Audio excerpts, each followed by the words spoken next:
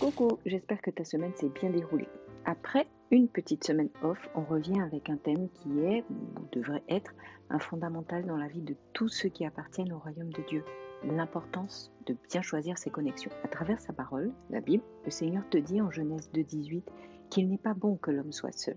Alors, très souvent, ce passage est mentionné dans le cadre du mariage, mais ton papa ne destine pas un verset, une parole à un seul domaine, à une seule sphère. Sa parole est vivante et elle prend une révélation nouvelle quand elle t'est adressée pour peu que tu laisses le Saint-Esprit t'en révéler la signification pour toi dans le temps précis par lequel tu passes.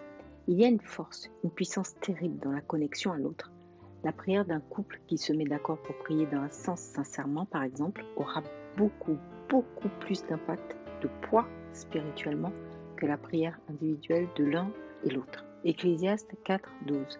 Un homme seul est facilement maîtrisé par un adversaire, mais à deux, ils pourront tenir tête à celui-ci et une corde à 3 brins n'est pas vite rompue. Pour que personne ne soit enflé d'autosuffisance, notre Dieu permet notre élévation, notre avancée, dépendamment les uns des autres. Tu vas me dire qu'il y a plein de gens qui disent qu'ils se sont faits tout seuls, que c'est par leur travail, par eux-mêmes, qu'ils se sont hissés au sommet. Oui, des bouches qui attestent ce genre de choses, il y en a. Mais ça n'empêche que c'est faux. Ce genre de déclaration laisse simplement apparaître des blessures de l'âme, type rejet, abaissement, mépris, etc., qui n'ont pas été traitées, guéries ou mal. Une personne qui dit qu'elle s'est faite seule zappe totalement plusieurs épisodes, plusieurs années, une dizaine d'années de sa vie. Déjà, 2 personnes lui ont donné la vie. Bébé, quelqu'un s'est occupé d'elle, l'a nourrie, logée, soignée, peut-être mal, peut-être pas ce qui aurait dû s'en charger naturellement, mais quelqu'un l'a fait. D'où le fait qu'elle soit devant toi en train de dire « je me suis fait seule ». Ensuite, quelqu'un a aiguisé son intelligence. Peut-être pas l'école, mais les rencontres, bonnes, moins bonnes, l'ont poussé à réfléchir, à se dépasser, à chercher à comprendre comment résoudre tel problème, pallier telle difficulté, etc. Ce sont les personnes auxquelles nous sommes confrontés, auxquelles nous sommes connectés, qui vont nous donner de prendre telle ou telle voie, qui vont nous donner de travailler notre être intérieur, nous pousser à nous dépasser ou pas. Les connexions ne sont pas le fruit du hasard. Le hasard n'existe pas. Les causes, les effets existent. La grâce, la miséricorde existent. Les révélations, les jugements existent. Et le hasard? Non. Celui qui y croit est en train de participer à un jeu, qu'il en soit conscient ou pas, dont il ignore les règles, les stratégies gagnantes et surtout, il ignore les enjeux.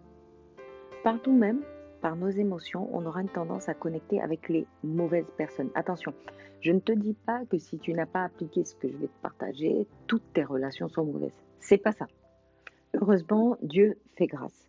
Mais par les émotions, on regardera malheureusement aux mauvais indicateurs. Pour te donner le travail, le foyer, les amitiés qui vont concourir à sa gloire à travers ta vie, ton élévation dans ces domaines, le Seigneur va t'envoyer des personnes. Elles vont être dans ta vie pour une durée plus ou moins longue, durée qu'il ne faudra pas combattre sous réserve de te mettre toi-même des bâtons dans les roues, et vont te donner des directions, des paroles, des idées qui ne seront pas de leur propre fond, mais de ton Dieu. Ces directives te donneront d'avancer pas à pas dans tes voies de destinée. Le truc, c'est qu'il va te falloir reconnaître ces visitations de la part de ton Papa Céleste. Ces personnes ne seront pas forcément de celles que tu as l'habitude de fréquenter, pas forcément chrétiennes, pas forcément amicales. C'est ton attitude d'honneur, de respect, en dépit de leur aspect, de leur comportement, de leur manière d'être, qui te donnera de te saisir de tes connexions de destinée. Si tu manifestes le fruit de l'esprit, l'amour, envers ces rencontres, tu sauras distinguer les porteurs de grâce, ces ouvriers de ta destinée. Relis Genèse 18. C'est parce qu'Abraham a observé la coutume de l'hospitalité envers les étrangers qui passaient près de chez lui, en plein cagnard, qu'il a insisté pour prendre soin d'eux, qu'il a reçu la bénédiction divine. Par tes émotions, seul, tu ne seras pas en mesure de distinguer les connexions qui vont travailler à ta prospérité, à ton élévation, pour la gloire de ton Dieu. Ce discernement est de l'esprit. Or, les émotions sont influencées par la chair. Décide de marcher par l'esprit. Pour ça, il faut que tu crois spirituellement, que tu pèses lourd dans l'esprit. La première étape, c'est de naître de nouveau, c'est-à-dire reconnaître que ta nature humaine ne te permet pas d'aimer, de pardonner comme tu le devrais et d'aimer même tes ennemis. Naître de nouveau, c'est reconnaître que sans Jésus qui t'a aimé jusqu'à se donner pour toi, complètement, dans la pire des souffrances, par amour, tu ne peux pas revenir au Père Céleste et donc tu ne peux pas t'attendre à l'éternité avec lui. Naître de nouveau, c'est faire le choix de répondre à l'amour de Dieu en décidant de bâtir une vraie relation d'intimité avec lui en Jésus.